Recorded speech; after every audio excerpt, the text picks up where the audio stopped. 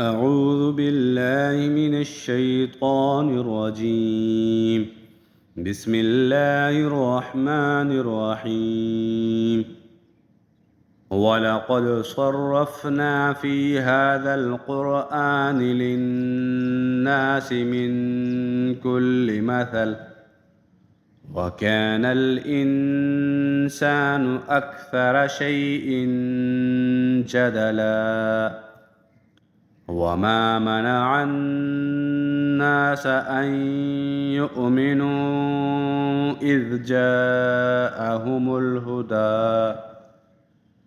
إذ جاءهم الهدى ويستغفروا ربهم إلا أن تأتيهم سنة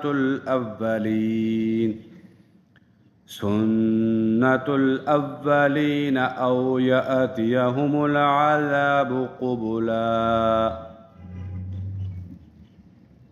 وما نرسل المرسلين إلا مبشرين ومنذرين ويجادل الذين كفروا بالباطل ليدحضوا به الحق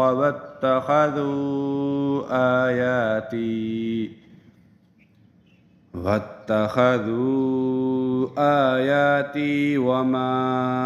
أنذروا هزوا ومن أظلم ممن ذكر بآيات ربه فأعرض عنها ونسي ما قدمت يداه إنا جعلنا على قلوبهم أكنة أن يفقهوه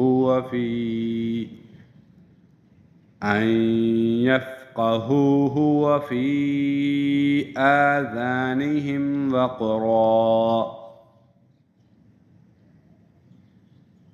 وإن تدعهم إلى الهدى فلن